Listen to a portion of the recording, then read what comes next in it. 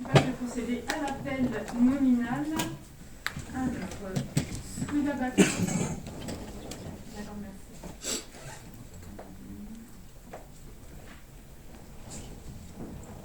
Alors, Souila Bakour. On va arriver. Karima Baziz. Ali Belagoun. Linda Bentifraoui. Sébastien Braillard, excusé, représenté par Fabrice Raoul. Guillaume Charlemagne. Bruno Courtois. Présent. Manuela, excusée, représentée par Pascal Lemoine. Patrick Duboc. Présent. Julien Dumeul. Salomé Duval. Alain Evno. Présent. Bernadette Boël. Sébastien Garçon. Présent. Hélène Caffi, excusée, représentée par Karima Baziz. Cécilia Cotan, excusée, représentée par Alain Evno. Taner Cotan. Pascal Lemoine. Présente. Laurence Lefebvre. Présente. Julie Lesage présente. Hélène Pelly. Quelle entrée. Les artistes. C'est la culture. Fabrice Raoul. Marion Renaudard. Denis Sago, donc excusé, représenté par Salomé Duval. Julien Salé. Cathy Septi. Cédric Stoclet. Et Prijo Tiercy. J'ai oublié Patrick Deschamps, il me semble, non, j'ai raté. Patrick Deschamps, donc, représenté par Laurence Lefebvre. Je vous remercie.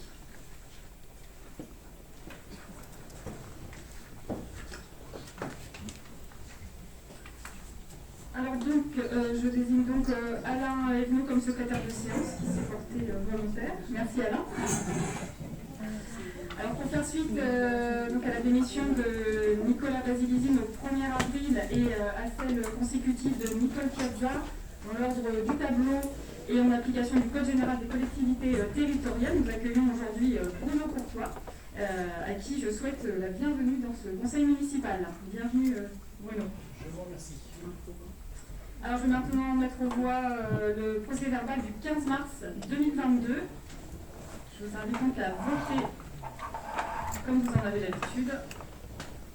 Pour ceux qui ont des procurations, n'hésitez pas, n'oubliez pas de voter sur les petits boîtiers. Donc il manque un vote. J'ai 29 pour, c'est adopté, je vous remercie. Je mets aux voix également l'ordre du jour de la présente séance.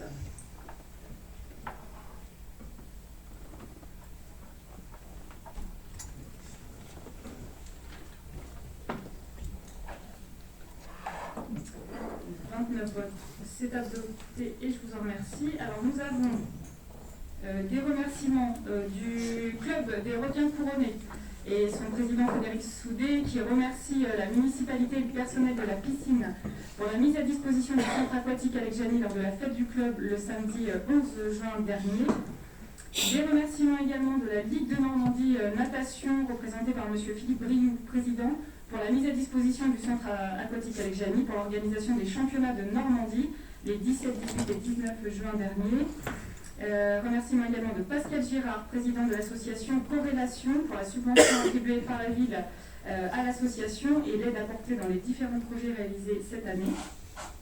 Et le Wassel Basket Seine, représenté par son président Nicolas Jaspard, pour le prêt des salles Hélène Boucher et Léo Lagrange, suite aux différents dégâts de leur salle Jean Jaurès, ce qui a permis de jouer leur match. Alors, mes chers collègues, en information que je souhaite vous transmettre, alors quelques mots brefs mais importants sur les élections, sur le résultat des élections législatives du 19 juin dernier. Donc les deux faits marquants de ce scrutin sont bien évidemment tant au niveau national que local, le niveau élevé de l'abstention et le score historique de l'extrême droite. Je ne reviendrai pas sur les causes de ce constat, mais je suis ravie que notre circonscription soit passée à gauche. C'est un véritable soulagement pour nous. Ce n'est pas le cas partout ailleurs, malheureusement. Je profite de l'occasion qui m'est donnée une nouvelle fois pour remercier tous les assesseurs, les élus municipaux en nombre cette fois, au deuxième tour notamment de ce scrutin, les secrétaires, les scrutateurs, les services municipaux, en particulier le service des élections, les services techniques bien sûr, qui ont permis la tenue des bureaux de vote et le bon déroulement des votes. Un mot, s'il n'y a pas de remarque, un mot sur l'usine. Pardon.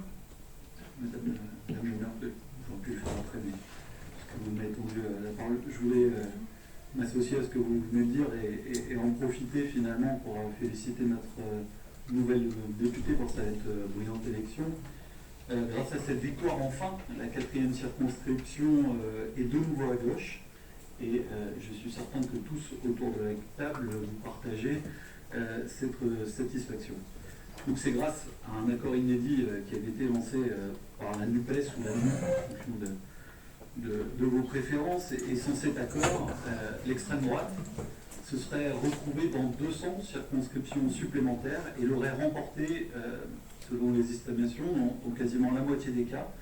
Ce qui fait que ce ne serait pas 89 députés RN qu'on aurait à l'Assemblée, sans cet accord de la NUPES, mais 189. Ce qui montre le danger pour la démocratie, à la fois de l'abstention, et c'est un travail, un chantier qui est l'impression qu'on remet à chaque lendemain d'élection finalement, sur lequel il faut travailler. Le danger des extrêmes et du RN, et je sais qu'ici on partage tous les mêmes valeurs, on n'a pas de mal à dire à quel point ce parti peut être nocif et toxique dans toutes les collectivités dans lesquelles il siège. Et puis dire que finalement, même si l'élection est aujourd'hui finie, le plus dur reste à faire. Puisque de cette union, je vous rappelle quand même qu'il y a 5 ans, si la gauche avait perdu cette élection, c'est avant tout parce que la gauche avait déçu dans un gouvernement qui n'avait pas réussi à rassembler son électorat. Et c'est ce qui avait valu l'élection de la députée En Marche. Et donc tout reste à faire. Je pense qu'aujourd'hui s'ouvre une nouvelle page dans la vie politique locale et nationale, et vous pourrez compter sur les élus de notre groupe pour accompagner cette dynamique, comme elle l'a fait lors des élections législatives au premier et au deuxième tour. Et puis, puisque j'ai la parole, j'en profite pour remercier une nouvelle fois, même si on l'a fait la fois dernière, Nicolas Vaziezine pour toute son implication, à la fois en tant qu'élu, mais aussi pour tout ce qu'il a fait globalement pour la ville, et je sais qu'il continuera de le faire. Et puis, au nom du groupe, je souhaite la bienvenue à notre nouveau collègue, Bruno Courtois. Je vous remercie. Merci beaucoup. Un mot également sur le projet d'usine sucrière AKS dont vous avez probablement entendu parler. Je pense qu'il est important, même si aujourd'hui nous n'avons pas nous prononcé sur cette implantation, mais il est important de vous évoquer en tout cas l'état d'avancement de ce projet, ou peu d'informations en tout cas dont nous disposons actuellement. Donc pour rappel, mais vous savez certainement, la société AKS projette de construire la plus grande usine d'Europe destinée à transformer de la betterave en sucre, en éthanol et en gaz. Le site portuaire choisi par Aropa Port pour accueillir ce projet concerne 75 hectares situés entre les communes de Grand-Couronne et Moulineau. La production de sucre serait de 800 000 tonnes, uniquement destinée à l'exportation mondiale. Les nuisances générées par l'usine elle-même, implantée en zone urbaine de la métropole Rouen-Normandie, sont connues en référence aux usines similaires, pourtant à taille humaine, et existant dans des zones rurales. Le bruit permanent, les odeurs et les fumées se propageant au gré des vents sur tout le territoire est nocif pour la santé publique. L'éclairage nocturne permanent nuisible à l'environnement allant à contre-courant de l'extinction partielle des éclairages communaux. Les hauteurs démesurées des constructions de cheminées impliquant une modification du PLUI, ouvrant ainsi la porte à d'autres constructions de même hauteur, ou encore la hausse du trafic routier. Donc la commune de Grand-Couronne est directement concernée par ce projet industriel dont on connaît les possibles et multiples inconvénients, sans en percevoir aucun intérêt local, puisque la fermeture en 2020 de sucreries proches, l'une à Nassandre dans l'Eure et l'autre à Cagny dans le Calvados, sont le résultat d'un marché en crise, où l'offre mondiale dépasse la demande. Il ne s'agit pas de s'opposer au développement de Aropa Port, ancré dans notre territoire et source de développement, mais la recherche d'activités plus durables, plus vertueuses est possible. Le mandat des élus est d'améliorer le cadre de vie des habitants et non pas l'inverse. À l'heure de la COP21 et des accords de Paris, les projets du passé et des passés ne sont plus acceptés par nos concitoyens. Il faut savoir dire non aux opportunités immédiates, nocives pour l'avenir de nos enfants et de notre planète. Considérant donc le manque d'informations et de garanties que nous avons sur ce projet, nous ne pouvons être favorables à l'installation de cette sucrerie. Mais bien sûr, le tout en attente d'éléments nouveaux, puisqu'à ce jour, nous n'avons que très peu d'informations sur cette usine. Un autre mot beaucoup plus réjouissant, j'ai envie de dire, qui concerne la chapelle d'Arblay, puisque vous l'avez peut-être lu dans la presse, mais comme je l'ai toujours fait depuis le début du dossier chapelle, je tiens à partager avec vous l'avancée du dossier chapelle d'Arblay. Donc une chose est certaine, la situation avance, elle, très favorablement. Pour rappel, après avoir exercé son droit de préemption pour sauver la papeterie, le président de la métropole Rouen-Normandie, Nicolas Meillon-Rossignol, a signé le 10 mai dernier le transfert de la propriété et des actifs à l'usine Veolia. Je l'ai déjà dit, mais il est important de le souligner, c'est la première fois qu'une collectivité préempte un site de cette envergure avec des actifs de production. Donc le même jour, la métropole a acheté puis revendu. La métropole n'ayant évidemment pas vocation à devenir un industriel du papier, tout a été mis en œuvre pour que les signatures des actes constatant le transfert de propriété du site et des équipements d'exploitation du PM à la métropole, puis leur revente au groupe Veolia, soient organisées de manière concomitante afin de minimiser les conséquences de ce portage immobilier, industriel et financier. Avec cette procédure, il a été évité qu'un projet qui aurait conduit à écarter l'activité de recyclage et de traitement in situ de papier et de carton voit le jour sur ce site. Donc à un moment très officiel, le 10 mai, sur le site s'est tenue une conférence de presse, un moment officiel durant lequel le président de la métropole a remis symboliquement les clés du site au directeur général de Veolia France. Alors je le souligne, je l'ai déjà dit, mais je tiens à le redire. Tout au long de ce combat, nous avons été aux côtés des salariés, des représentants syndicaux dont le combat a été exemplaire et sans qui rien n'aurait été possible. J'adresse une nouvelle fois mes remerciements à Julien Sénécal, Thierry Briffaut et Arnaud Doxer pour leur engagement, leur combativité, leur exemplarité à défendre l'emploi. Pour la justice sociale et climatique, pour l'emploi, on se bat et cela, ils l'ont parfaitement démontré. Encore un grand bravo à eux. Mes chers collègues, merci de votre écoute. Sur ces mots, sur ces informations, nous allons pouvoir dérouler l'ordre du jour de ce conseil avec une première délibération sur la modification de la désignation des membres élus au sein des commissions. Donc on l'a vu tout à l'heure, on l'a rappelé, donc suite à la démission de M. Nicolas Vasilivine, puis à cette concomitante de Mme Nicole Piazza, donc Bruno Courtois est le suivant sur cette liste. Alors j'ai reçu une candidature, puisqu'il faut remplacer Nicolas Vasilivine sur les commissions 1, 2 et 7, donc cadre de vie, finances, culture et patrimoine. Donc j'ai reçu une candidature pour la commission numéro 1, donc Bruno Courtois, pour la commission numéro 2, une candidature aussi, celle de Souila Bakour, et sur la commission numéro 7, une candidature, celle de Bruno Courtois. Donc, mes chers collègues, je vous invite donc à voter sur l'ensemble des 3 commissions. Donc, vous les retrouvez dans la délibération. Le vote est ouvert.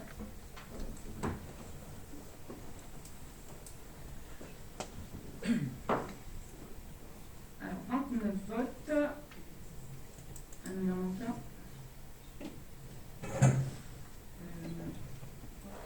Il en manque 28, une abstention. Je pense qu'il y a une erreur sur les... on peut recommencer le vote? Il manque quelqu'un? Est-ce que tu débarques?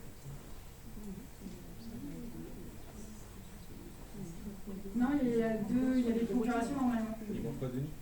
Il y a procuration à... Quelqu'un qui doit voter à l'abstention. Ouais, c'est pour ça. Est-ce qu'on peut refaire le vote du coup? Oui, voilà, il y a 29, mais... Alors, le vote est ouvert.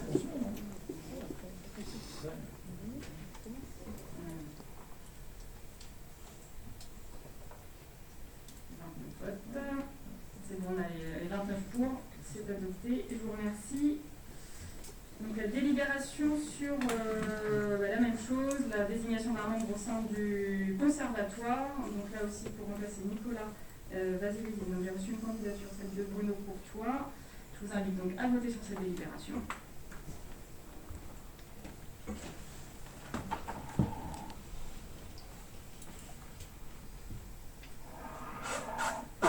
29 votes et 29 pour, c'est adopté. Je vous remercie. La modification donc, sur la commission extra-municipale de jumelage partenariats européens et internationaux. On intègre 2 personnes dans cette commission. Là, pour le coup, Nicolas Vasilesini siégeant, mais non pas au titre des conseillers, mais en tant que citoyen de Grand-Couronne. Je vous invite donc à voter sur cette délibération.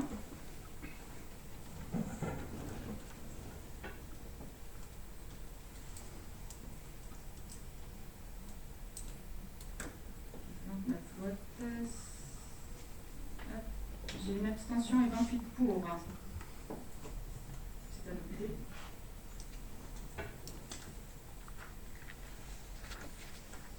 Alors, on passe à la direction des finances avec le vote sur le budget supplémentaire. Je passe la main à Guillaume Charlemagne. Merci, bonsoir à toutes et à tous. Il s'agit donc du vote du budget supplémentaire 2022 au niveau du budget principal. Le compte administratif 2021 et son affectation ont été votés par délibération le 15 mars dernier. La modification des inscriptions budgétaires entre chapitres et reprise de résultats sont de la compétence exclusive de l'Assemblée délibérante qui suit les autorisations initiales du budget voté. Le projet de budget supplémentaire s'équilibre à 4 779 000 € en section de fonctionnement et 1 987 000 € en section d'investissement. Concernant les dépenses de fonctionnement, les charges à caractère général s'élèvent à 3 144 000 €. La principale dépense concerne la somme de 2 598 000 € inscrite en entretien des bâtiments qui constituent les réserves de fonctionnement.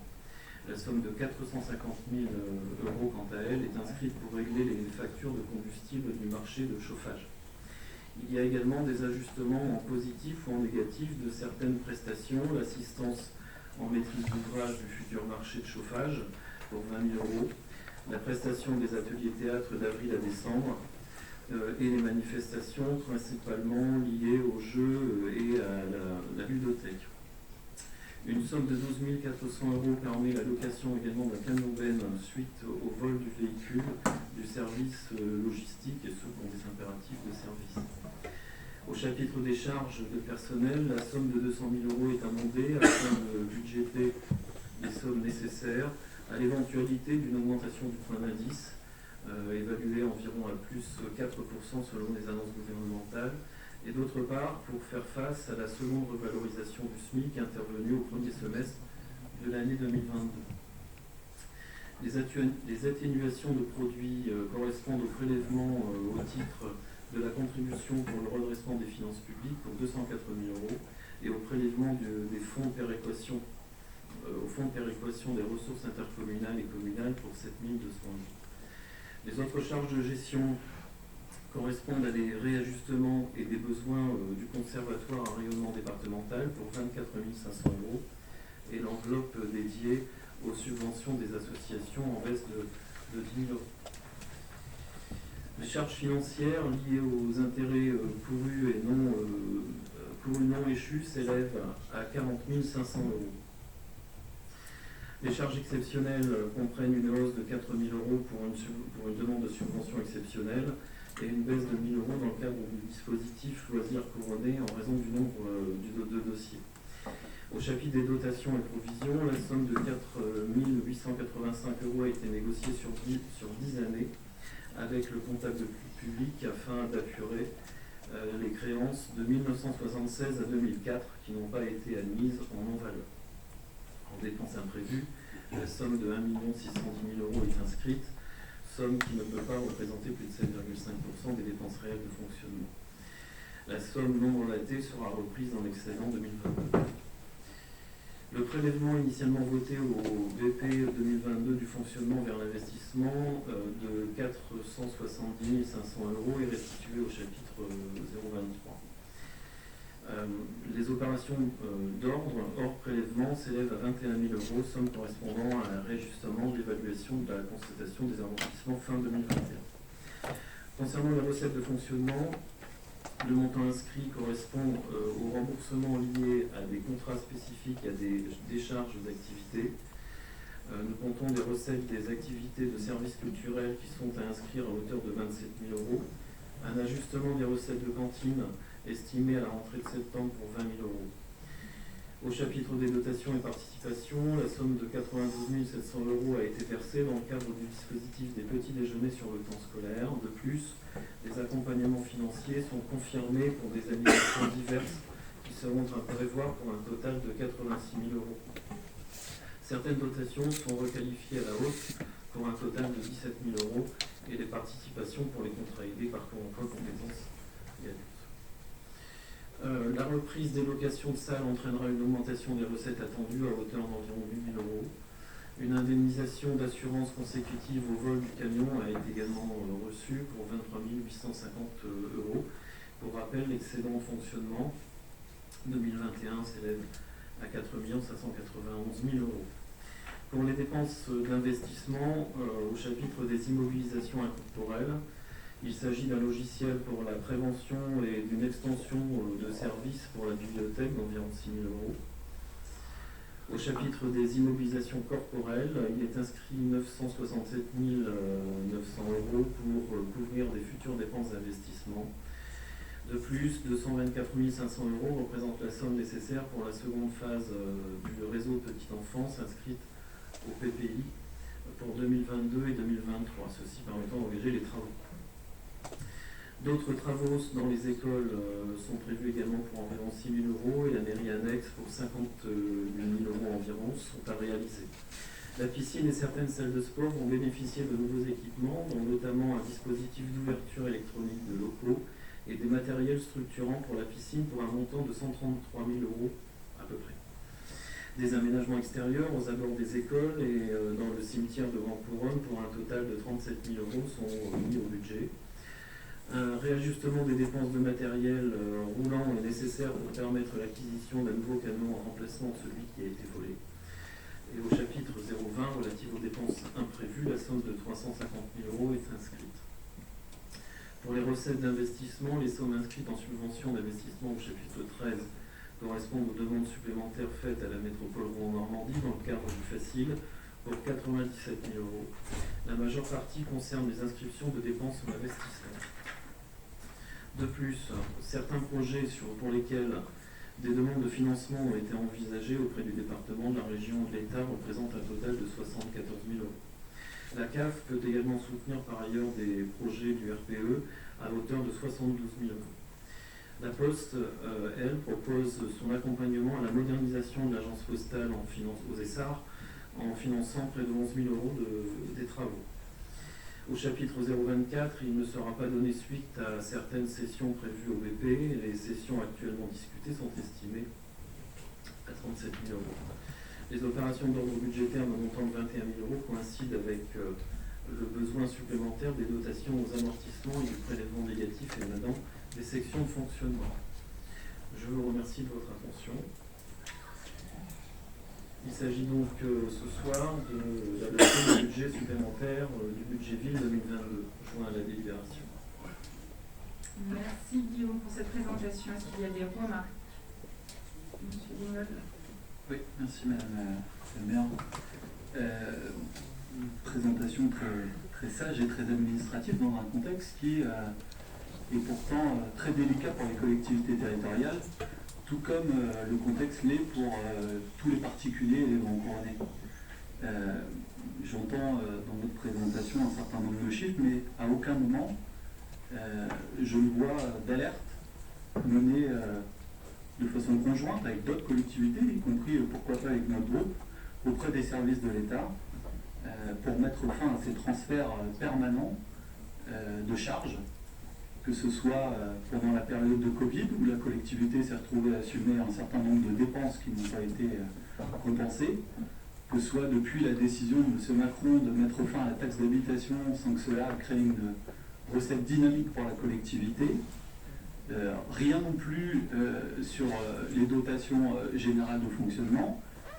Et je pense que, compte tenu de la situation dans laquelle se trouve le pays, et notamment en matière d'inflation et en matière de coût des matériaux et de l'énergie, j'ai un peu l'impression que le gouvernement est en train de raser gratis à tour de bras. Alors, je mets à part le point d'indice parce que ça fait des années que l'ensemble des fonctionnaires territoriaux et des fonctionnaires d'État le réclament, et je pense que c'est une bonne chose d'enfin augmenter cet indice, mais enfin, cette augmentation, c'est toujours facile quand c'est avec l'argent des autres. Et quand depuis des années, finalement, et depuis 5 ans, M. Macron n'a eu de cesse que de transférer des charges aux collectivités en leur prenant toujours plus de dotations. Et moi, je serais d'avis, Madame le maire, qu'on puisse collectivement réagir auprès de M. le préfet et auprès de M. Macron dans un courrier pour lui dire que dans la situation actuelle, et vous avez parlé, M. Charlemagne, de 450 000 € supplémentaires qui sont mis en prévision pour les combustibles. 450 000 €, vous vous rendez compte? C'est quelque chose d'énorme pour notre commune. On ne peut pas rester les bras croisés à attendre que M. Macron daigne nous donner l'aumône. Je pense qu'il faut prendre les devants et vraiment faire face de façon collective et de façon commune avec toutes les villes de gauche qui ne manqueront pas finalement de se retrouver dans la même situation, qui est la même situation que finalement l'ensemble de nos populations qui font face à l'augmentation du prix du gaz, à l'augmentation du prix du pain et à l'augmentation de tout le reste. Dans tout ça, on n'a pas parlé non plus des augmentations de cantines, enfin vous l'avez un peu évoqué, mais finalement la liste serait très longue à faire de l'ensemble des augmentations. Et dans ce contexte, ma crainte est que on prend la stratégie de dire il y a un certain nombre de dépenses imprévues, il y a 1 million de dépenses imprévues, donc c'est plus qu'un imprévu pour le coup. C'est légal, c'est le maximum, 7,5% du budget. Bon, pas forcément très sincère, mais c'est légal. Dans un contexte comme celui-ci, j'ai peur que l'ensemble de cet argent qui est mis de côté en prévision d'un programme de fin de mandat tel que vous nous l'avez expliqué lors d'un précédent conseil, nous fonde comme neige au soleil face aux mesures gouvernementales, aux augmentations des tarifs des fluides, et ça repose la question, et vous allez me dire que je parle que de ça à chaque conseil, mais du réseau de chaleur, qui avait tout son sens, une nouvelle fois, puisque ces 450 000 € de fluides, pour le coup, ils n'auraient pas été supportés par la ville si on avait daigné aller au bout d'un projet de réseau de chaleur, et qui se repose d'ailleurs aujourd'hui avec Chapelle Darblay. Il y a de bonnes chances pour que Veolia réponde favorablement, mais il y a urgence parce que les augmentations tarifaires sur le gaz, les augmentations tarifaires sur l'électricité, elles sont aujourd'hui.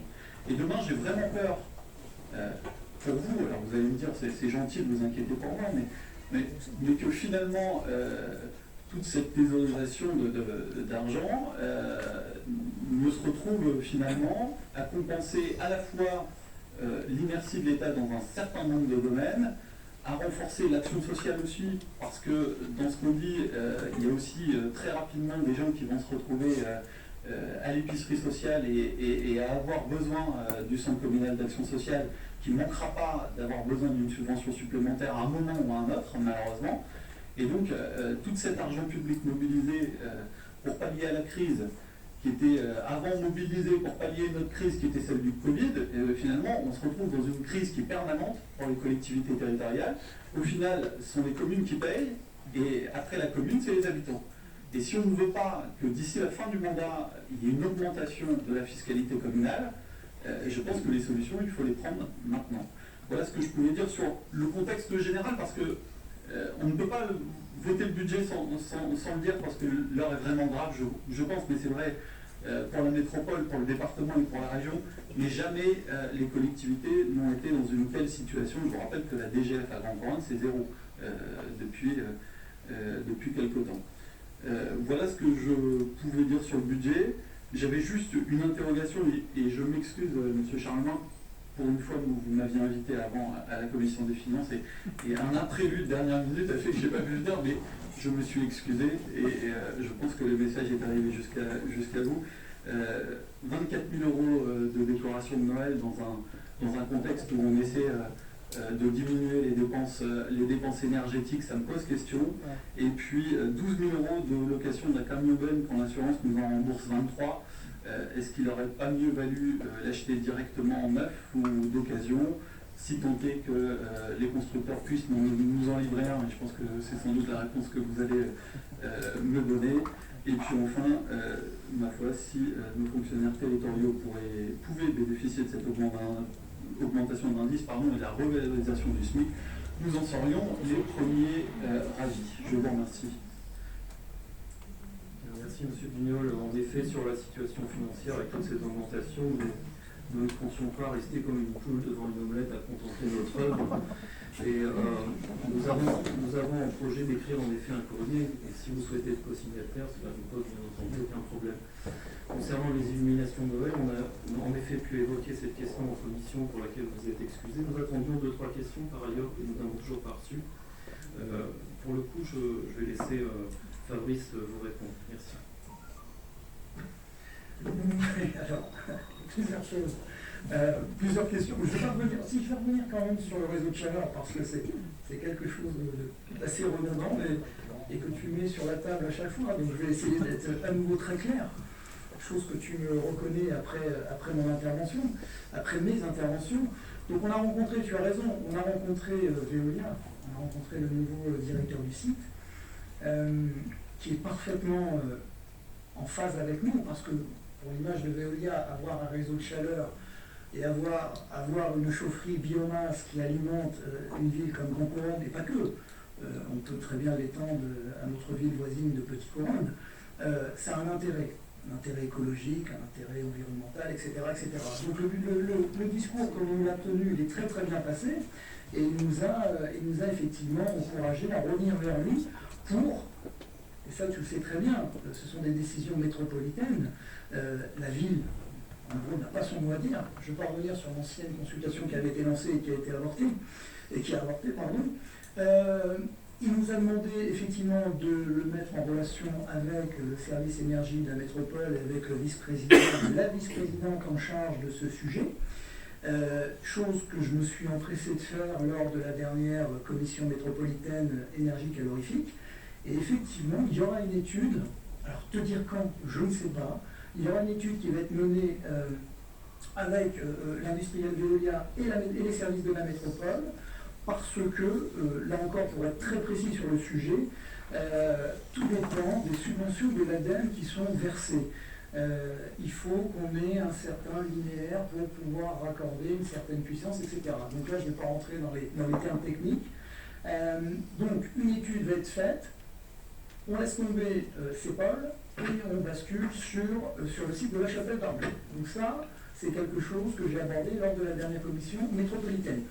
Ils ont pris acte de cette volonté, j'ai été appuyé par la vice-présidente, et normalement, l'étude va voir le jour, si ce n'est en fin d'année, en tout début d'année prochaine.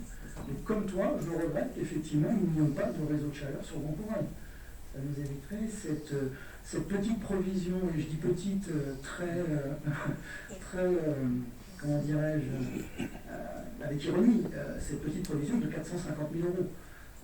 Qui sont à imputer, et tu le sais très bien, sur un établissement comme la piscine, qui est horriblement énergivore, mais pas que. On a avec notre exploitant actuel, Dalkia, fait une analyse complète de toutes les augmentations, et tous nos bâtiments sont concernés par cette augmentation, dans des proportions assez déraisonnables. On est à plus 50%, 60% des factures. Voilà. Donc, il y a deux choses. Il y a effectivement cette provision qui a été faite pour cette année, en espérant que le gaz n'augmente plus. Là, on n'a aucune certitude, ça dépend des cours. A priori, ça a l'air de se tasser un petit peu. Et puis aussi, revoir nos usages et nos habitudes de chauffage. Et ça, c'est une étude aussi qu'on va mener en interne pour limiter le chauffage, tout simplement. On sait qu'un degré représente 7% de la facture. Donc on va mener, nous, ici, avec l'aide de l'exploitant, une étude pour baisser les degrés qui sont parfois assez importants, surtout dans nos salles de sport. Voilà. Les 24 000 euros. Alors 24 000 euros, il ne faut pas s'affoler. C'est une estimation et c'est vraiment un chiffrage qu'on a fait faire là très récemment en disant on va essayer de renouveler, on va essayer de faire quelque chose au niveau du centre-ville et au niveau des grands axes couronnés. Ça ne reste qu'une enveloppe. On va peut-être les utiliser ou peut-être pas. Ça n'a pas été acté. Le marché arrive en échéance, là, très prochainement. Donc la décision n'est pas encore prise.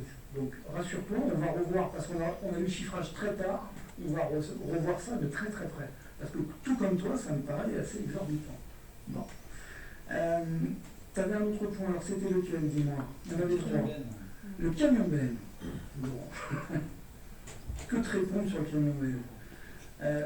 Alors l'urgence d'utilisation, d'exploitation des services, bien évidemment, donc je pense qu'on a été au plus rapide, avec une location de plus de 1 000 € par mois, ce qui est assez exorbitant, mais on n'a pas eu le choix, puisque ce camion Ben était le seul que nous possédions, il a été volé, malheureusement. Donc nous attendions le constat et l'expertise de l'assurance pour savoir quelle somme allait être attribuée. On est aux alentours de 23 000 €. Un camion Ben comme celui-là, c'est 45 000 à 50 000 €. Donc effectivement, on va acheter un tout de suite, on n'avait pas les moyens de le faire. Ça sera prévu pour l'année prochaine, je le mettrai dans le PPI. Pour l'instant, on a revu le contrat de location. Donc on a pris notre temps et on a été revoir, j'ai demandé à ce qu'on aille faire chiffrer une location un peu moins chère. Voilà, est-ce que j'ai répondu à tes questions?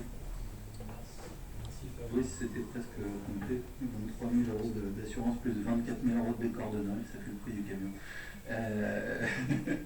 Mais par rapport à l'articulation sur justement le réseau de chaleur, j'ai vu que dans le budget supplémentaire, on mettait le lancement d'une étude sur les fluides, mais je pense que c'est dans le cadre du renouvellement du marché d'énergie. Mais justement, ma question c'était, est-ce que finalement, ce renouvellement de marché ne doit pas être prévu avec des clauses de sortie si jamais venait à se faire le projet Veolia pour pas qu'on soit bloqué juridiquement par un marché d'appel d'offres qui serait un peu trop contraignant? Tu as tout à fait raison, notre marché d'exploitation de chauffage, P1, P2, P3, il arrive à terme en septembre 2023. Donc effectivement, nous n'avons pas, nous, les capacités ici d'analyser les offres, de lancer la consultation et d'assurer un suivi très pointu. Donc, on a provisionné l'assistance, une AMO, d'un bureau d'études pour pouvoir nous accompagner.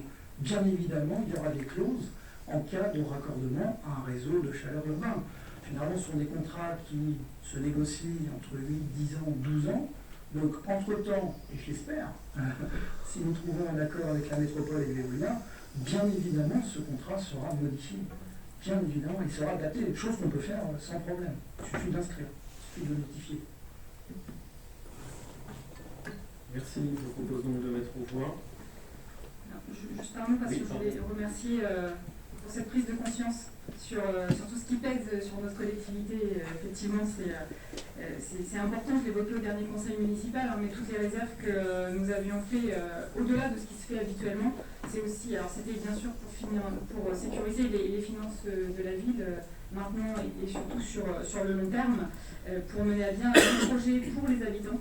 Aujourd'hui, bien qu'ayant réussi dans cette tâche, on se rend compte que voilà, on doit faire face à cette crise, au contexte actuel, qui a été évoqué, je ne vais pas revenir dessus, mais l'augmentation des matériaux, des prix, enfin tout le coût qui pèse sur notre collectivité méritait d'être souligné et qu'on est content, on le dit, donc merci de l'avoir souligné aussi, parce qu'effectivement la crainte de ces prévisions qui fondent, elle est avérée et effectivement on s'en rend compte au quotidien. Donc j'en profite pour remercier une fois de plus les services qui ont préparé ce budget supplémentaire avec la contrainte supplémentaire de cette crise après celle du Covid, celle du contexte actuel.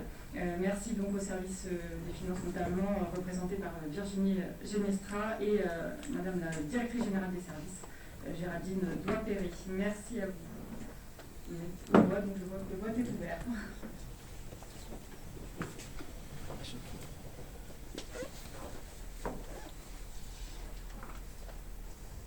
Alors, 29 votants, donc 22 pour et 7 contre.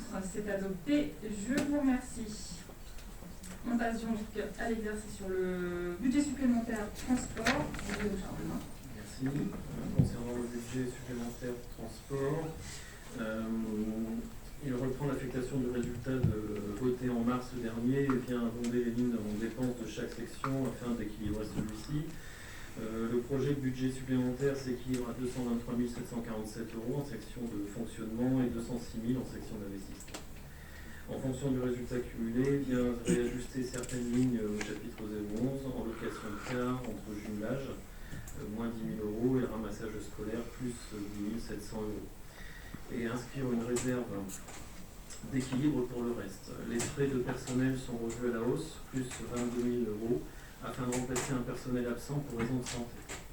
En investissement, les sommes inscrites depuis quelques années dans la perspective de l'achat d'un bus seront utilisées avec le prélèvement de 60 000 € pour constituer une enveloppe globale de 222 583 € en y incluant une somme de 15 000 € OBP pour cet achat. Merci. Des remarques sur le BS transport. Je mets aux voix.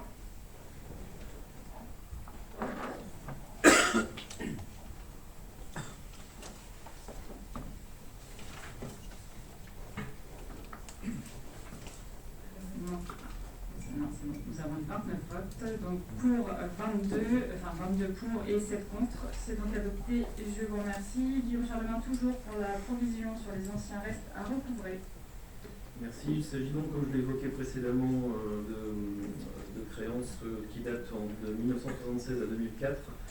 Et donc aujourd'hui, nous avons décidé de constituer une provision pour dépréciation des actifs circulants à hauteur des créances irrécouvrables des exercices donc, de ces années et d'étaler cette dépense sur environ 48 800 € sur 10 exercices 10 ans, soit la somme de 4 885 € par an. Je propose de libérer. Le vote est ouvert. Juste une remarque sur cette délibération. Je comprends évidemment que ces créances étant anciennes, à un moment il faudrait les passer, mais ce qui m'embête, c'est la façon dont l'État se met à recouvrir les créances. La réalité, c'est que depuis des années, on a demandé aux percepteurs de faire un travail pour recouvrir ces créances, parce que parmi ces créances, il y a des gens qui ont de l'argent pour les payer. Et c'est quand même ça le comble, c'est qu'aujourd'hui, la ville va se retrouver avec 4 800 € par an pendant 10 ans à payer, parce que la perception ne fait pas son travail, et parce que le percepteur a décidé qu'il n'enverrait pas un huissier de justice rechercher de l'argent chez les gens qui en ont, et qui ont décidé de ne pas payer l'usage du service public.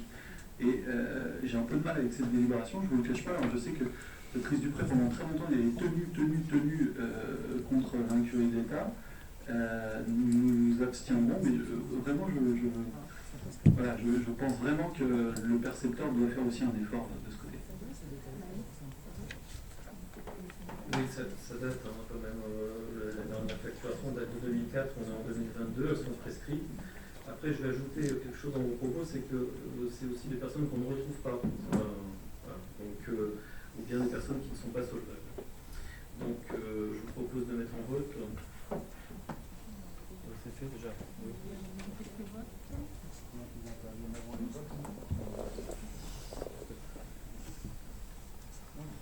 29 votes, donc 22 pour et 7 abstentions.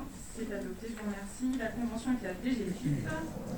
Merci. Donc, il s'agit aujourd'hui de décider d'autoriser Mme le maire à signer la présente convention et d'en appliquer l'ensemble des dispositions. Je pense que les annexes sont claires, je tiens à en faire lecture.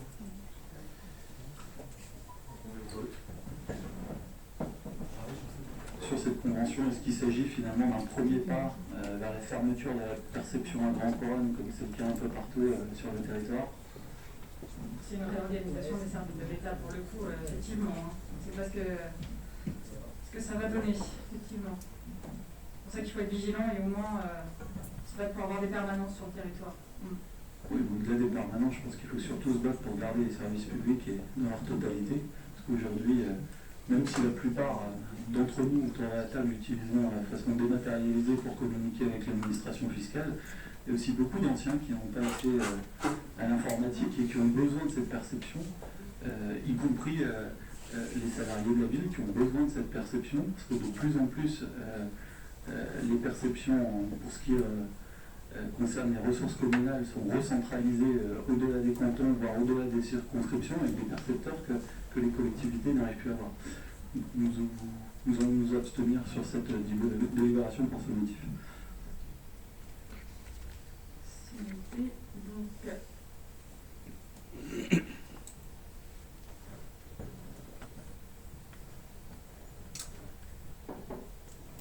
il manque un vote.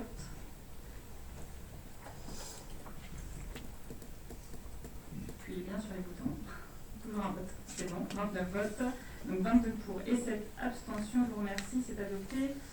On passe maintenant à la direction des ressources humaines avec une première délibération sur les créations et suppressions de postes, donc la modification du tableau des effectifs. Donc là, rien de nouveau par rapport à cette délibération qu'on a l'habitude de passer, donc qui fait suite à des départs, soit en retraite, soit départ d'agents de la collectivité, et forcément des recrutements qui sont rendus nécessaires pour le fonctionnement des services. Pas de remarques, je vous invite.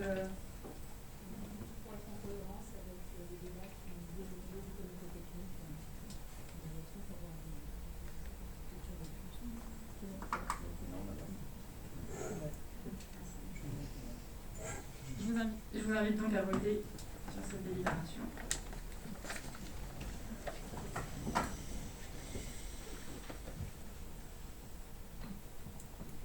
Alors, on vote encore. Il y a un bouton qui ne peut pas fonctionner. 29 votes. 29 pour, c'est adopté à l'unanimité, je vous remercie. La modification de la durée de service d'un emploi à temps non complet, donc à la demande d'un agent, et compte tenu de la réorganisation des services, il vous est proposé donc de supprimer, alors c'est la procédure juridique, de supprimer un emploi à temps complet et de le créer sur un temps non complet à hauteur de 17h30. S'il y a des remarques sur cette délibération, je vous invite donc à voter.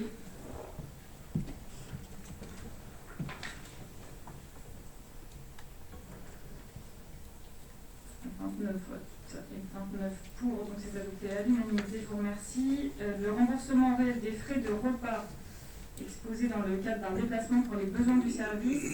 Donc le décret du 4 juin 2020 autorise dorénavant les collectivités territoriales à déroger au remboursement forfaitaire des frais de repas et instauré par délibération.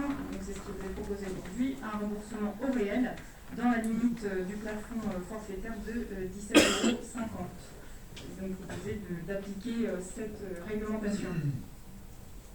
Excusez-moi Madame le maire, j'ai une question juste à ce sujet, justement parce que c'est une délibération qui n'a pas, en tout cas, qui n'a pas été présentée au comité technique. Donc on la découvre aujourd'hui. Non, on n'a pas exposé du tout au comité technique. En tout cas,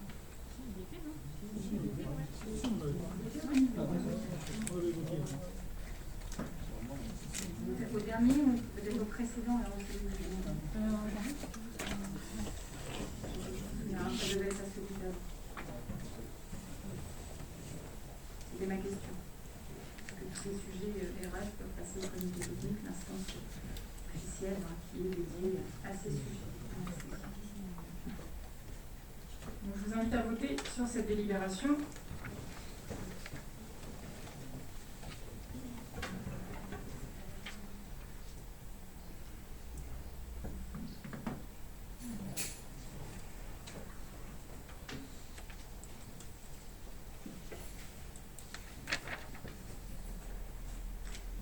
Votants.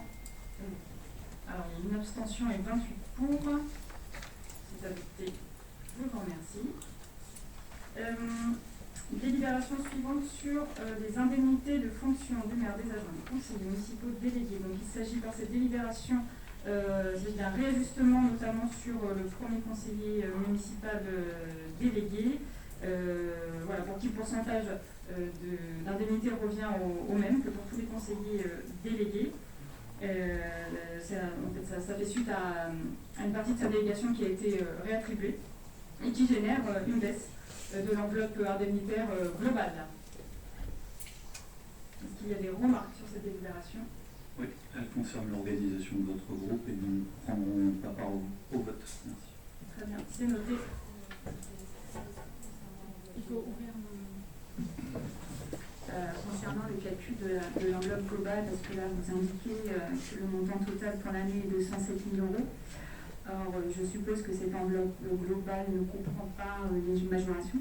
Elle tient compte uniquement de l'indemnité de fonction, puisque que si on reprend les calculs, et je peux vous assurer que j'ai passé l'après-midi, mais je ne suis pas expert dans le domaine, donc je retrouve bien le bon calcul de la majoration DSU qui était pas correct lors de la dernière délibération, donc là les pourcentages sont bons.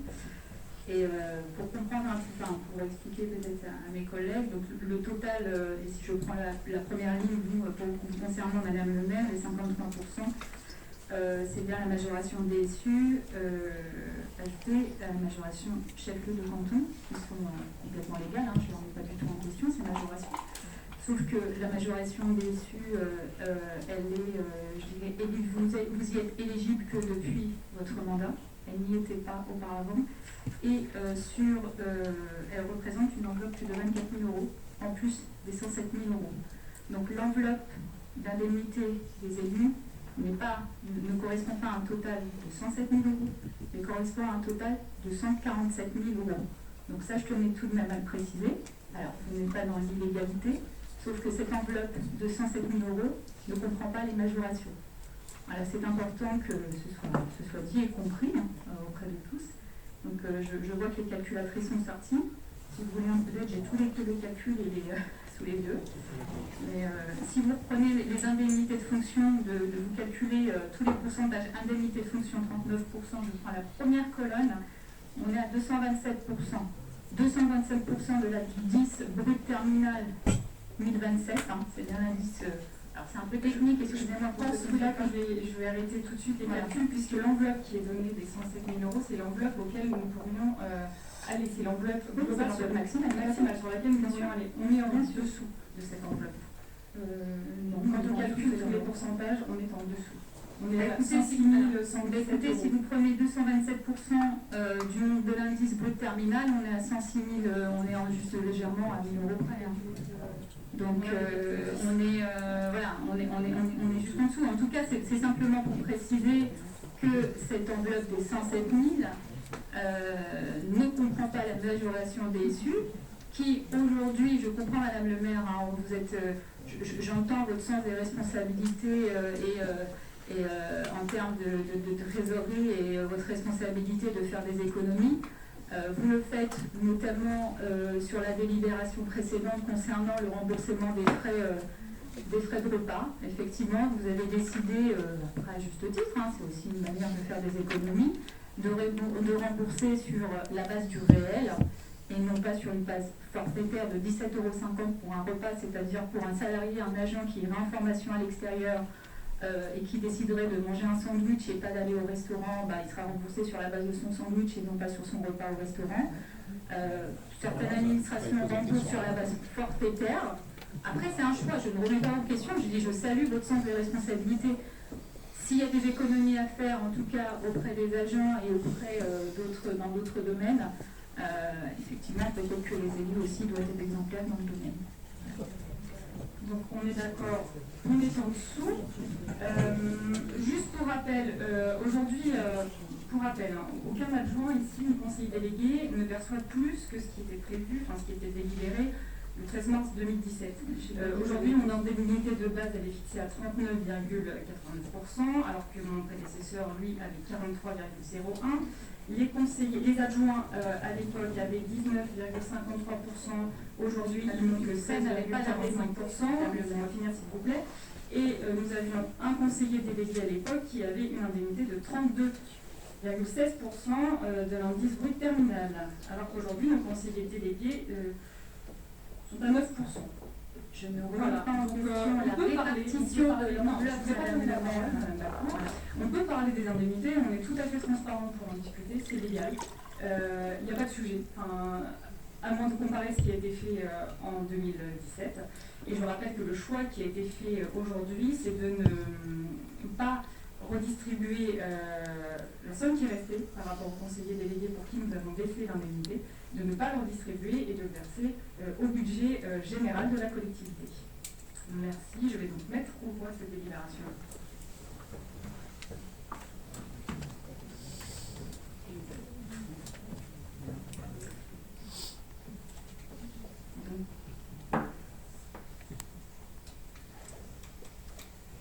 Alors j'ai un vote contre, vous ne deviez pas prendre part au vote, du coup vous votez contre. Non, par rapport à votre réponse, je ne peux pas laisser dire que le dernier maire avait une On a indemnité. Il n'avait compris, pas d'indemnité. Il n'avait pas d'indemnité, Patrice Dupré. Il n'avait pas d'indemnité de maire. Et ben, moi j'ai l'indemnité en 2014, je parlais de 2014. Oui, mais le dernier maire, c'est bien Patrice Dupré, on est d'accord. Il n'avait pas Le premier d'indemnité. adjoint, je peux revenir sur l'indemnité du premier adjoint. Il n'avait pas d'indemnité. Oui, on va dérouler tout, il y a pas de souci. Ouais. Donc j'avais 22 votes pour et 7 votes contre.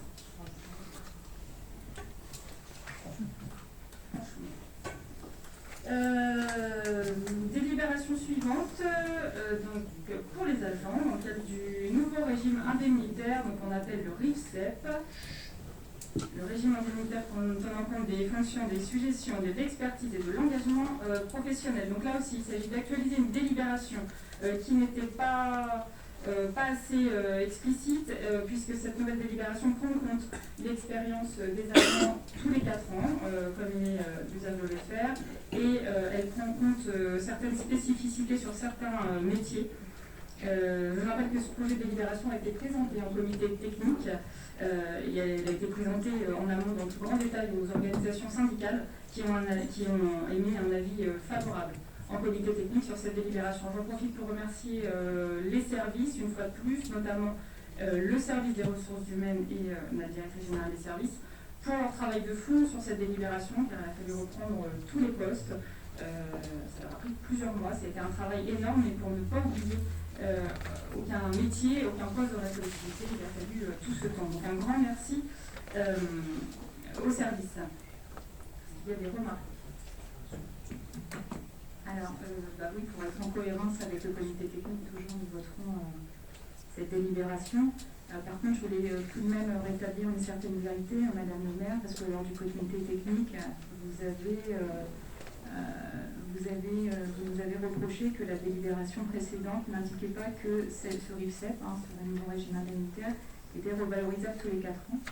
Or, j'ai retrouvé la délibération du 23 mars 2017, où il est bien stipulé sur l'article 6, et nous l'avons bien noté que c'est un régime indemnitaire, en tout cas, qui peut être revu tous les 4 ans. Vous nous aviez dit lors de ce comité technique que les agents ont été pénalisés, puisque si on part de 2017, 4 ans, puisque ce n'était pas noté dans la délibération, vous ne pouvez pas en tenir compte.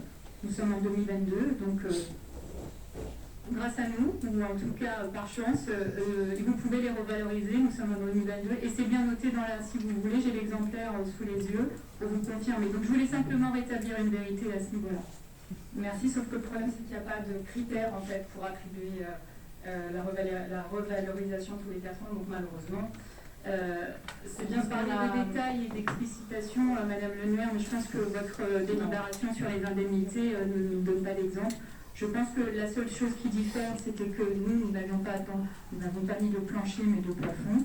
Évidemment, vous êtes repartis, comme nous, sur les arrêtés des agents de l'État. Je ne vois pas grande différence, mais bon, après, si vous voulez qu'on lance un comparatif et que vous pouvez y aller, pas de souci.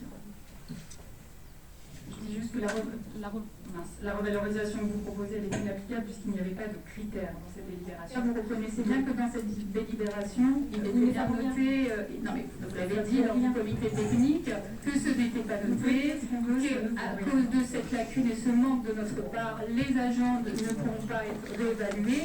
C'est quelque chose que vous avez dit, Madame le maire. Voilà. Merci bien. Merci bien. Merci. Oui, bon. J'ai raison, tu as raison, j'avais raison. Formidable. Je mets donc au voie cette délibération. Alors, 29 votants, 29 pour, c'est adopté à l'unanimité et je vous en remercie. Donc dans le même esprit, puisque la police municipale n'est pas concernée par le nouveau régime indemnitaire, mais peut bénéficier bien évidemment d'un régime indemnitaire, il vous est aussi proposé d'actualiser la délibération qui reprend les taux applicables dans les décrets. Sur cette délibération, elle est beaucoup moins souple, cet ancien régime indemnitaire est beaucoup moins souple que le RIFSEP, mais les taux sont modifiés pour permettre justement une évolution de nos agents de la filière police municipale. Des remarques? Non, je mets au voie.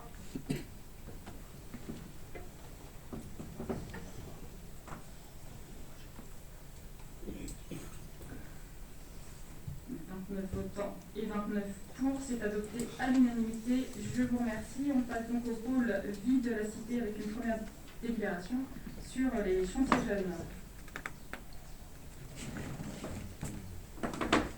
Alors, sur les chantiers. La ville est engagée depuis 3 ans dans la mise en œuvre de chantiers éducatifs. Dans le prolongement de ces actions, elle souhaite développer un nouveau dispositif. Les chantiers jeunes, la distinction entre ces deux actions est la suivante. Pour les chantiers éducatifs, les jeunes mobilisés bénéficient d'un contrat de travail et d'une rémunération en adéquation avec les missions et sa durée. Les initiatives relèvent du champ de compétences de l'éducation spécialisée et sont donc encadrées par le CAPS Prévention sur la commune. Pour les chantiers jeunes, le point de départ est une initiative collective, un projet commun, donc séjour ou sortie, financé par la mobilisation du groupe de jeunes sur un chantier identifié soit par le service de la ville, donc travaux dans les bâtiments municipaux, entretien des espaces verts, ou bien les bailleurs et les partenaires associatifs. Chacune de ces actions bénéficie d'un encadrement éducatif et technique assuré soit conjointement par le CAPS et les services de la ville ou par le CAPS seul. Merci Cathy. Vous avez des remarques sur cette délibération? Non, je mets aux voix.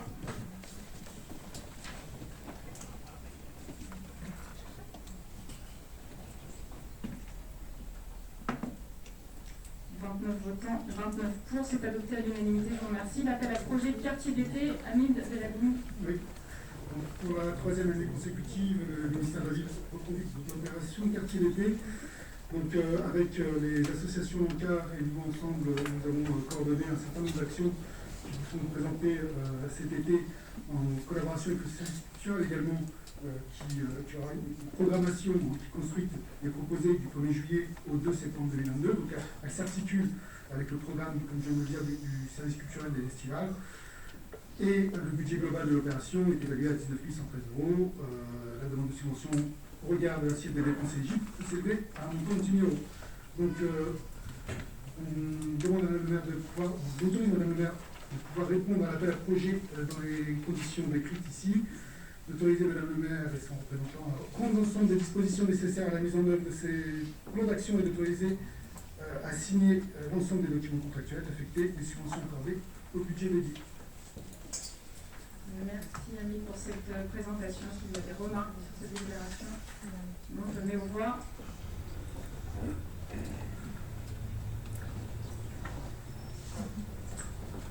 Votants, 29 pour, c'est adopté à l'unanimité. Je vous remercie. L'avenant numéro 3 et l'avenant numéro 2 sur le contrat de ville et la lutte contre la discrimination à Belhaboum. Oui, toujours dans le cadre de la politique de la ville, les prorogations des avenants concernant donc, la loi de programmation pour la ville et la cohésion urbaine. Donc, la présente délibération a pour objet de valider l'avenant numéro 3 du contrat ville, composé de la prolongation du contrat de ville de la métropole Rouen-Normandie jusqu'au 31 décembre 2023 d'une part, et l'avenant numéro 2 au plan territorial de lutte contre les discriminations de la métropole afin d'aligner sa durée sur celle du contrat ville d'autre part. Donc, je vous ai demandé d'approuver les termes de l'avenant numéro 3 du contrat ville et d'approuver les termes de l'avenant numéro 2 du plan territorial de lutte contre la discrimination et d'autoriser Madame le maire à les signer. Merci Ami. Est-ce qu'il y a des remarques sur cette délibération? Je mets aux voix.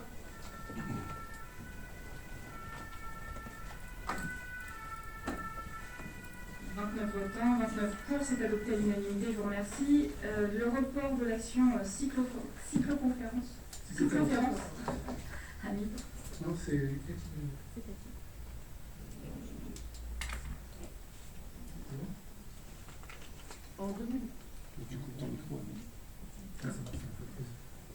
En 2021, la ville a déposé 3 fiches actions dans le cadre de l'appel à projet FIPD, donc lutte contre la délinquance et équipement de sécurité. Une des fiches actions prévoyait la mise en œuvre d'un forum de laïcité et valeurs de la République destiné aux élèves de 4e et 3e, cyclopérance. Pour rappel, les objectifs de cette initiative étaient les suivants: éveiller les esprits aux valeurs de principe de la République dans la laïcité, développer et renforcer l'esprit critique, sensibiliser les jeunes au processus de radicalisation au risque d'extrémisme violent, prévenir l'isolement et rupture des adolescents avec des institutions et espaces d'ouverture et de socialisation. Le partenaire mobilisé était la compagnie ADN qui proposait un spectacle interactif en 3 séances de 2 heures. La crise sanitaire au cours de l'année 2021 n'a pas permis la mise en œuvre de cette opération dans de bonnes conditions. L'arrivée des 2 nouveaux principaux sur les 2 collèges de la ville nécessitait de pouvoir rediscuter des conditions de déploiement de ce projet, avec la volonté d'associer davantage les équipes pédagogiques des établissements. Merci Cathy. Est-ce qu'il y a des remarques sur cette délibération? Je mets donc aux voix.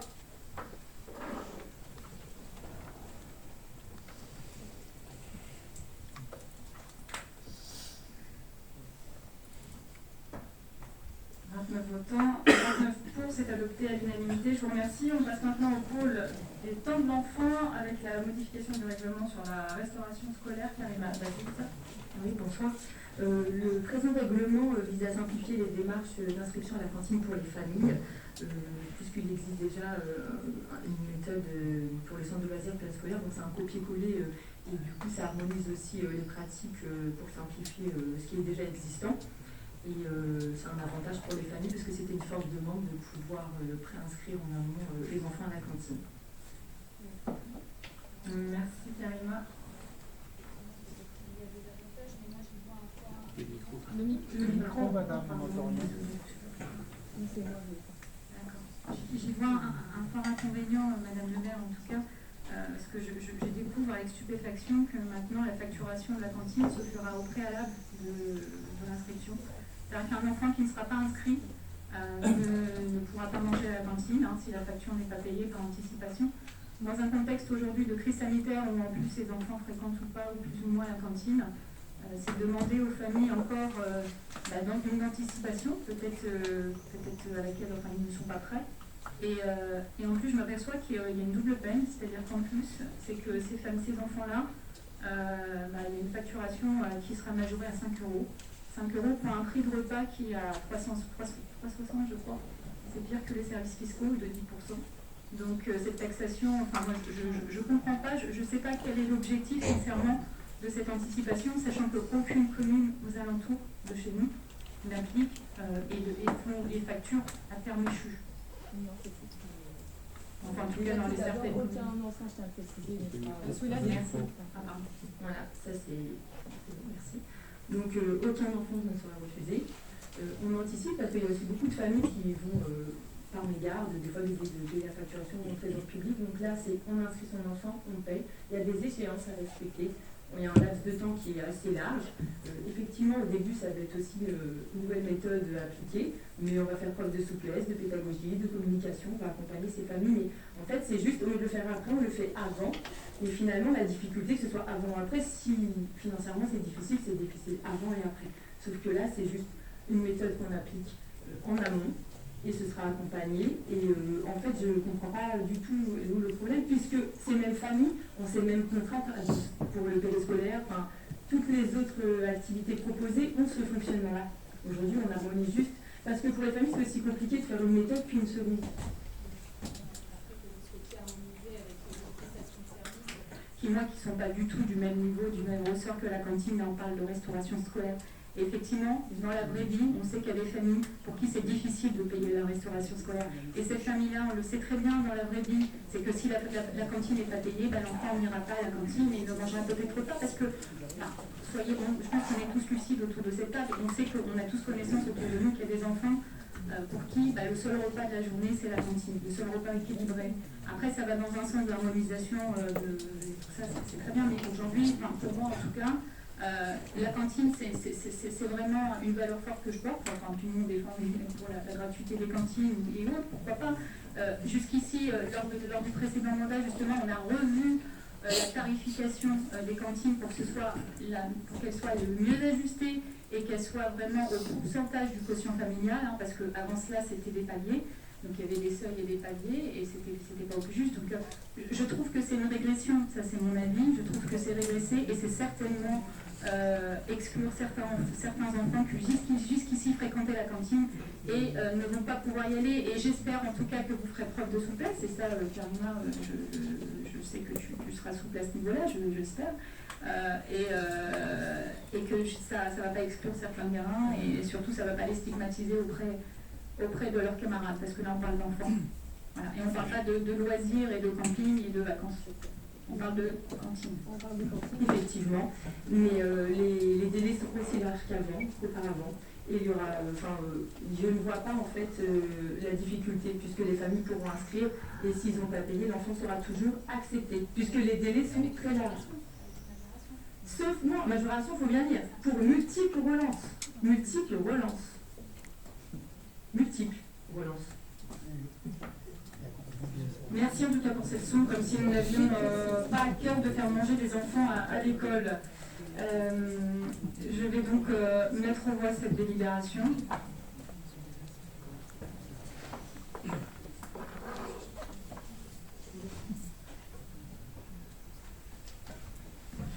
« 29 votants, 22 pour et 7 contre. C'est donc adopté. Je vous remercie. La modification du règlement du multi-accueil Bidibule.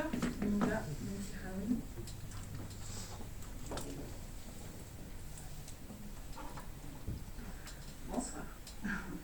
Alors, donc, le multi-accueil Bidibule dans la capacité d'accueil est fixée à 40 places pour des enfants âgés de 10 semaines à 3 ans nécessite de voir son règlement de fonctionnement actualisé par la CAF. Ceci afin de répondre au mieux à la réalité des besoins d'accueil, notamment l'accueil d'enfants issus de familles vulnérables, et d'exposer les modalités d'administration, de traitement et soins médicaux des enfants pris en charge par les professionnels du multi-accueil. Les modalités de l'accueil en surnombre. Il s'agit aussi d'annexer au règlement de fonctionnement les protocoles détaillant les mesures préventives d'hygiène renforcées, les mesures à prendre en situation d'urgence et les conduites à tenir au cas de suspicion de maltraitance. Merci Linda. Il y a des remarques sur cette délibération. Je mets au voix.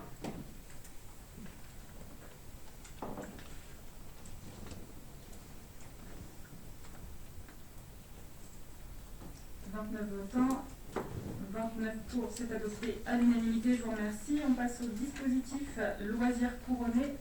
Karima. Donc la ville de Roncoronne est très attachée à la politique en direction des enfants et des jeunes et souhaite avec le concours du tissu associatif favoriser l'accès au sport et à la culture pour tous et à tous.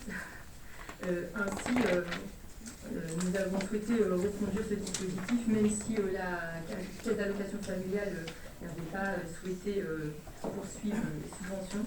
Donc nous conduisons cela pour l'année en cours, 2023. Merci. Il n'y a pas de remarques sur cette délibération. Je mets au voix.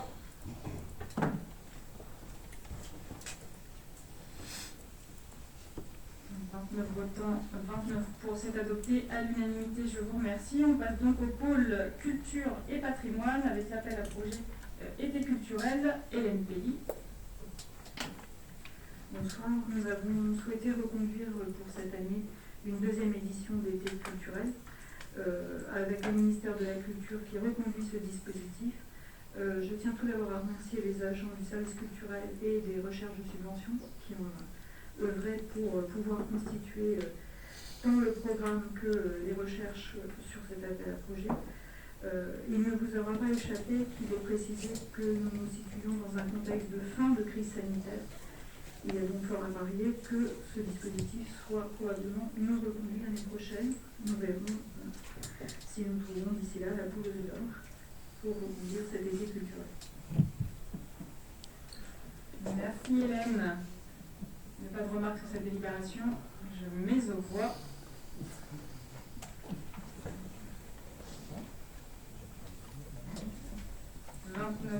Votants 29 pour, c'est adopté à l'unanimité, je vous remercie. Alors on va avoir deux délibérations pour des conventions d'artistes en résidence, LNPI. La première. Alors comme nous avons pris l'habitude de le proposer auprès des compagnies d'artistes, donc deux conventions de résidence, une convention auprès de la compagnie de Guillaume Alix, qui est bien connue dans notre commune, pour un prochain spectacle jeune public qu'il est en train de créer, et pour une compagnie avec l'artiste Luc Nanka, qui est lui aussi bien connu. Merci Hélène. Donc, un vote vote sur la compagnie de récigraphe. Donc, je mets au voix.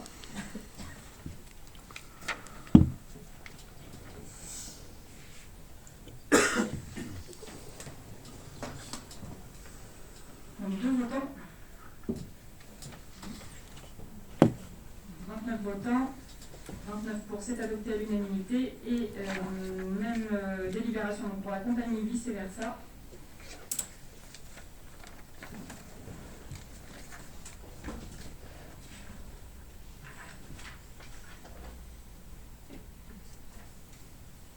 Donc 2 votants. 29 votants, 29 pour, c'est adopté à l'unanimité, je vous remercie. La mise en place d'une charte informatique pour les usagers de la bibliothèque. Alors c'est un très très gros événement au niveau de la bibliothèque d'Orléans. Je suis particulièrement fière de présenter cette délibération et je félicite vraiment l'équipe de la bibliothèque et du service culturel. Pour information, la loi a été promulguée seulement en décembre 2021. Portée par la sénatrice Madame Robert.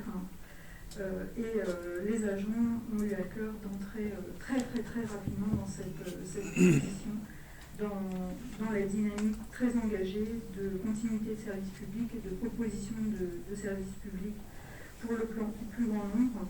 Je vais juste vous donner la lecture du chapitre 1 qui concerne les services offerts dans le cadre de cette charte informatique. Donc, la bibliothèque met à disposition des usagers une connexion réglementée et gratuite au réseau Wi-Fi, l'usage de tablettes pour un accès à Internet et la consultation du portail Internet de la bibliothèque et l'accès aux ressources numériques auxquelles la bibliothèque est abonnée. Donc voilà, cette charte informatique est vraiment un excellent travail qui a été mené par les services. Merci Hélène. Est-ce qu'il y a des remarques sur cette délibération? Sinon, je mets aux voix.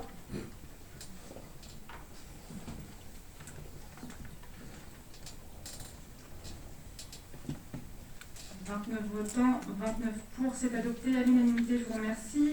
Les conventions bibliothèques publiques et conventions numériques. Hélène. Alors un bonheur n'arrivant jamais seul, la bibliothèque poursuit sur son travail de bibliothèque publique et propose une signature de convention numérique en lien avec le département. Merci Hélène. Pas de remarque, je mets aux voix.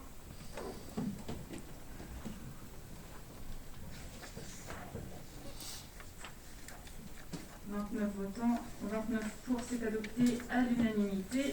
Pour terminer sur le pôle culture avec une note plus que positive sur la tarification des ateliers culturels théâtre enfant. Hélène. Alors nous avions un projet de créer une école de théâtre, donc elle sera opérationnelle en septembre de cette année. Pour cela, nous avons travaillé en transversalité avec la politique de la ville. Je remercie mes collègues élus, Camille et Cathy, d'avoir participé avec le pôle culture sur l'élaboration de ce projet, participé financièrement aussi. Et la DRAC, pour une participation de 5 000 € qui a déjà été versée pour information à la compagnie La Dissidente, avec qui nous avons choisi de faire ces propositions d'ateliers culturels, théâtre, enfants. Merci Hélène. Il y a des remarques sur cette délibération? Donc, au revoir.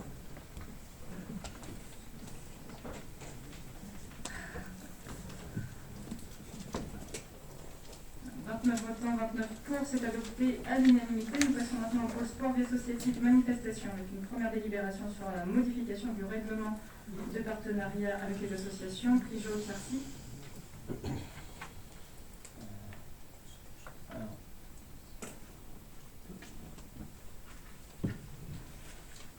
Après une année de mise en application du règlement de partenariat entre la ville et les associations, les représentants de ces dernières et les clubs sportifs ont, en concertation avec les délégués en ce domaine, discuté certaines modifications éventuelles du dit règlement. En conséquence, il est proposé de modifier le règlement de partenariat entre la ville et les associations voté en septembre 2021 sur les points suivants. Alors, mise en place d'un plafond de subvention. Ce plafond, il est au tiers de la subvention globale. Révision possible de la part portant sur l'achat de matériel.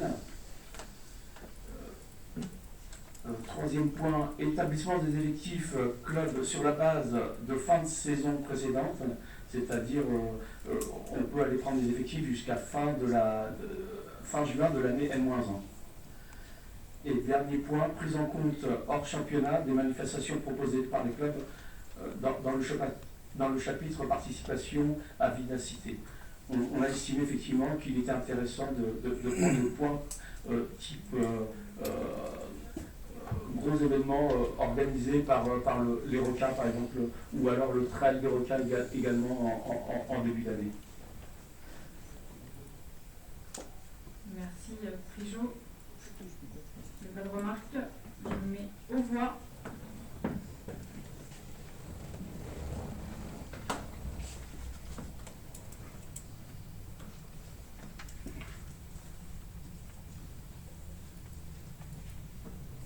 Votants, 29 pour, c'est adopté à l'unanimité. Je vous remercie. La convention par l'utilisation des structures sportives par le lycée Fernand Léger. Patrick. Oui, donc c'est une convention qui concerne la commune de Grand Couronne, le lycée professionnel Ferdinand Léger et la région Normandie, donc pour l'utilisation des installations et équipements sportifs sur Grand Couronne. Donc la ville de Grand Couronne accueille les élèves du lycée Ferdinand Léger dans des équipements spéciaux sportifs municipaux.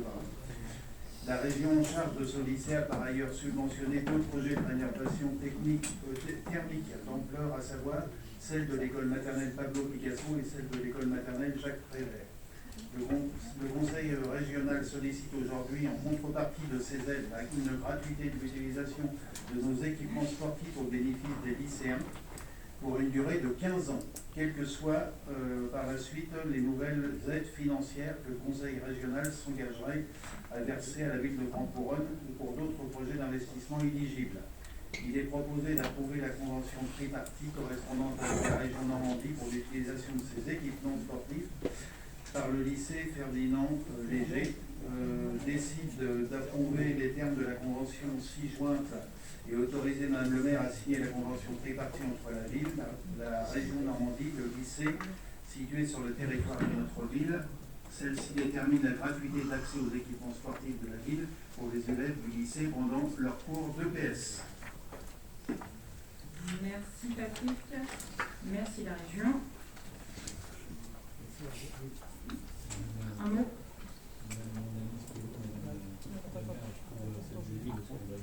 Dans l'attitude, Patrick, la région qui nous explique gentiment qu'elle nous a fait grâce d'une subvention de la rénovation énergétique et on serait obligé d'accueillir les lycéens de façon gratuite.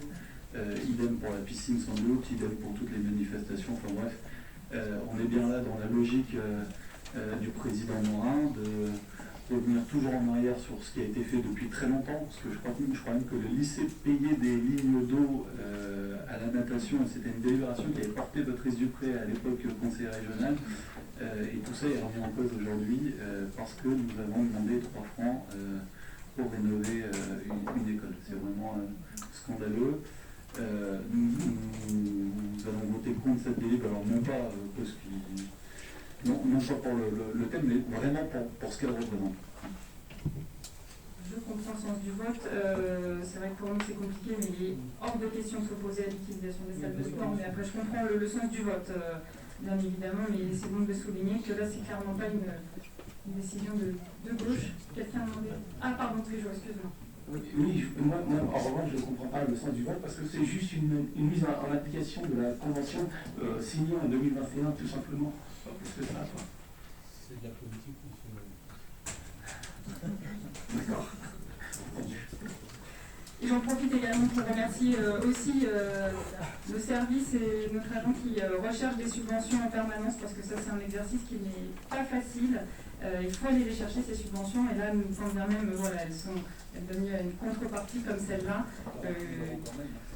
Voilà, c'est des subventions en tout cas qu'on prend pour nos investissements, mais je le dis, il n'est pas question de laisser les lycéens devant la salle de sport, comme on ne laisse pas les enfants devant la cantine. Mais là, effectivement, c'est une mesure un peu étonnante de la région. Donc je vais mettre au voie cette délibération.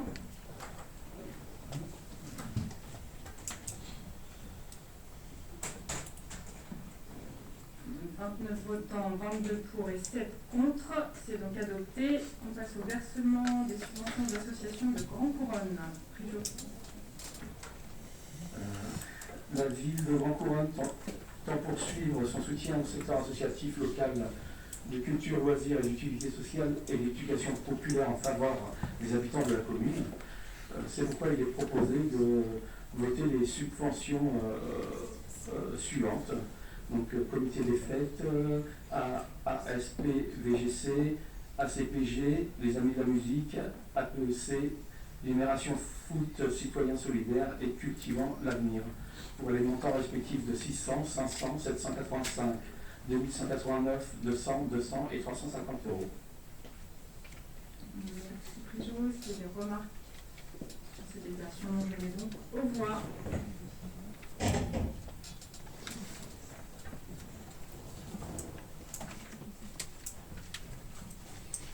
29 votants, 29 pour, c'est adopté à l'unanimité. Donc maintenant, une délibération pour les associations extérieures. Certaines associations extérieures à Grand Couronne, sans équivalent au sein de nos territoires, présentent un intérêt local. C'est pourquoi il est proposé de voter les subventions suivantes: École des Arts de Bourrachard, Partage, Agir pour Becquerel, Association française des sclérosés en plaques, pour les montants de respectivement 50 euros, 50 euros, 100 et 100 euros. Merci Prijo. Pas de remarque, je mets donc au voie ces délibérations.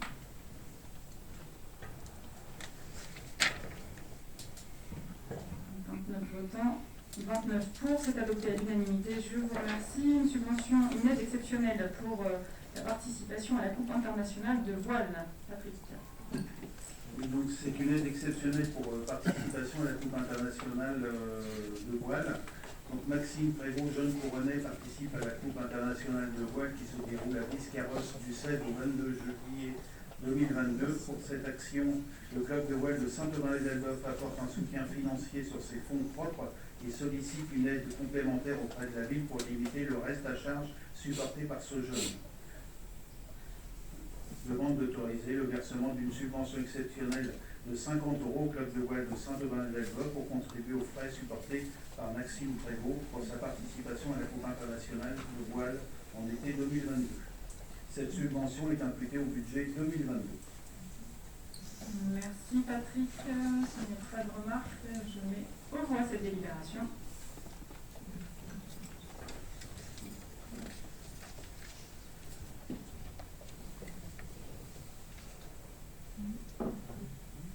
Voilà, donc 2 votes. 29 votants, 29 pour, c'est adopté à l'unanimité. Je vous remercie. La convention avec le Grand Couronne Gymnique, Patrick. Donc, la ville de Grand Couronne propose des activités sportives à destination d'un public majeur, dénommées animation et loisirs. Certaines de ces activités nécessitent un encadrement par des personnels diplômés dans le sport.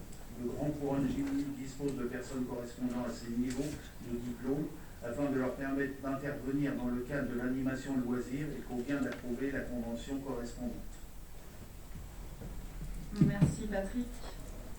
Pas de remarques. Je mets donc au voie cette délibération.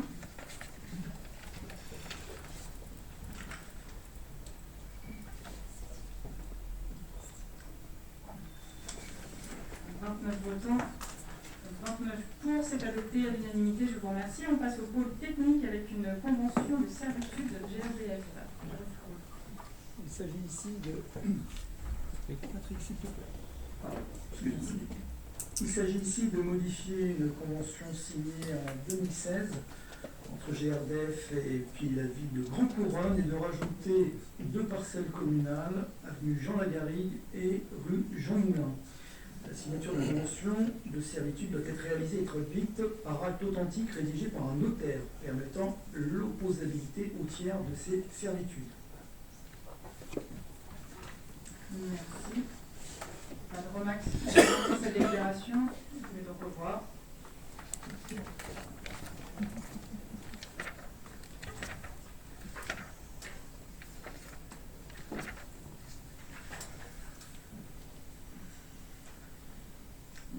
Votants, 29 pour, c'est adopté à l'unanimité, je vous remercie. Le règlement local de publicité intercommunale de RLPI, dont nous devons débattre ce soir après une délibération dans le conseil métropolitain du mois de mai.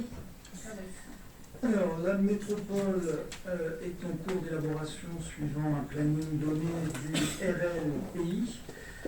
Comme tu l'as très bien décrit, règlement local de publicité intercommunale. Nous avons pour l'instant, et ça arrive à expiration au mois de juillet, un RLP. Et nous avons un peu comme dans le cadre du PLUI l'obligation d'ouvrir un débat pour uniformiser la publicité locale.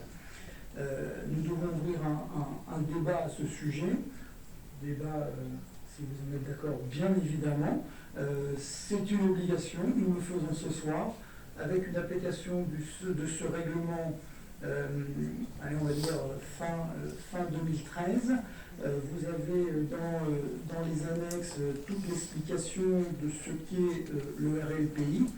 Il faut effectivement être très vigilant sur la protection de l'environnement, sur les nuisances lumineuses, sur les implantations assez anarchiques sur notre territoire.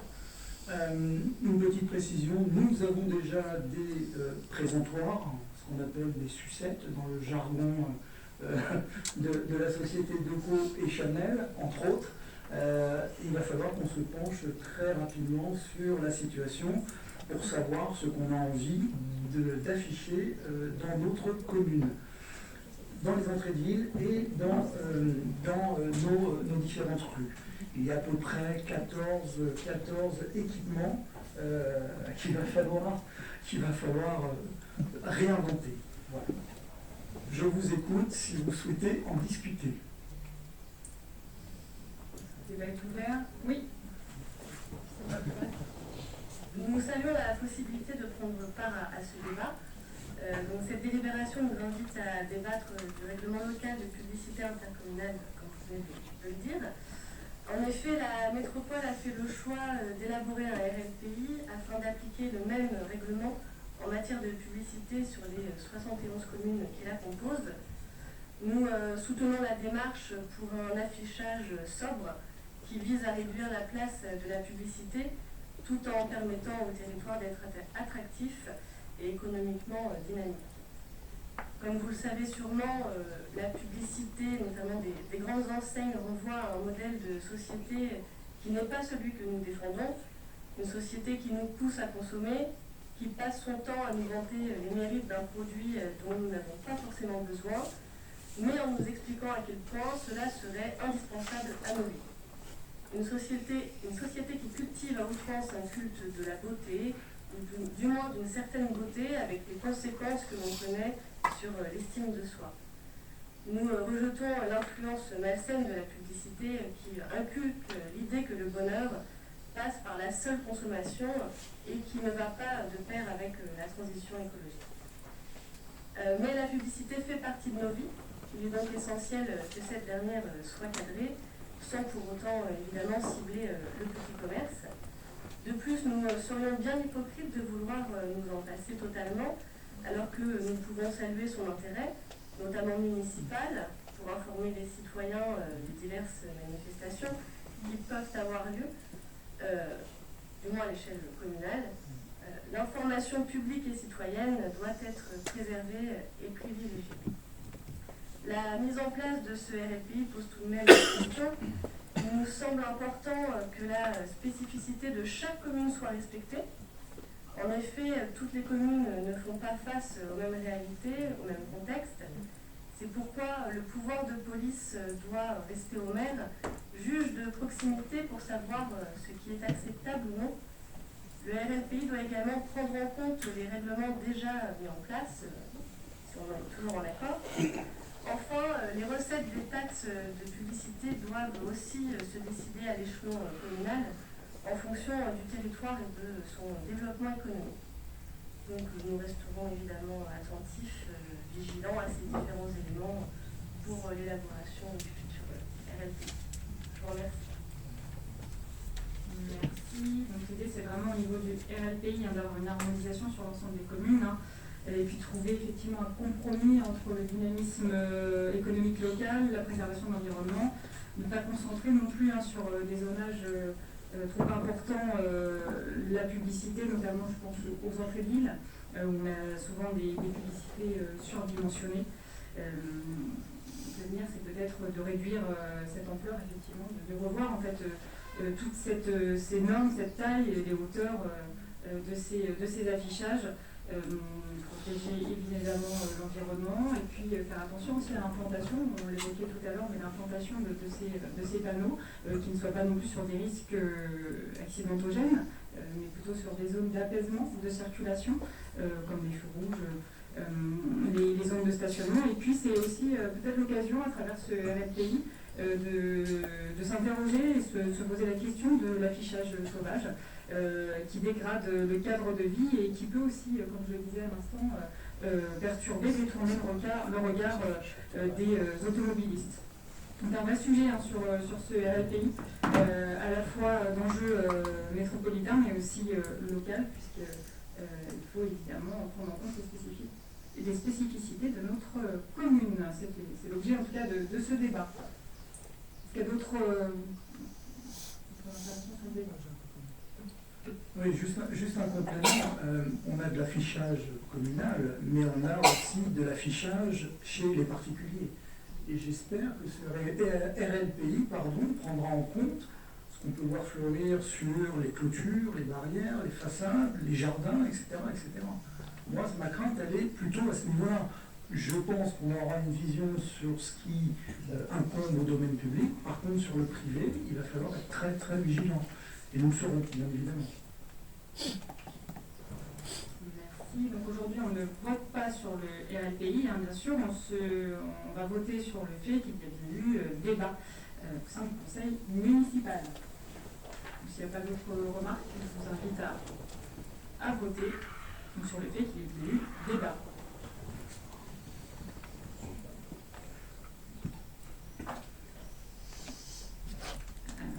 Un votant, 29 votants pour, donc c'est adopté à l'unanimité, je vous remercie. Et une dernière délibération donc pour l'entretien, enfin la convention d'entretien avec l'IME.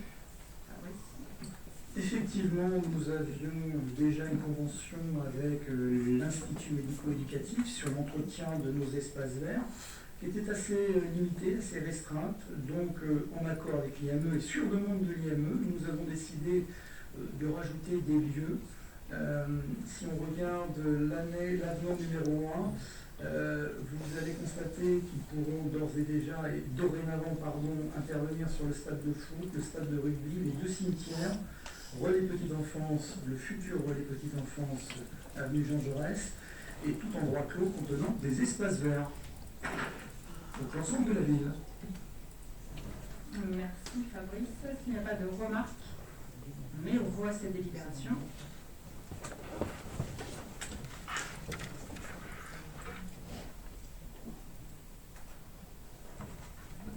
« 29 votants et pour cette délibération de ce chaud conseil municipal, 29 pour, donc c'est adopté à l'unanimité. Je vous remercie. Donc, eh bien, on arrive à la fin de ce conseil municipal.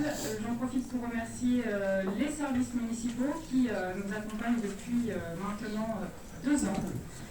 Merci au service communication de son travail filmer les conseils municipaux qui sont rediffusés sur le site. Je vous donne rendez-vous fin septembre pour le prochain conseil municipal et d'ici là, passez un bel été. Merci, de bonnes vacances à tous. Merci.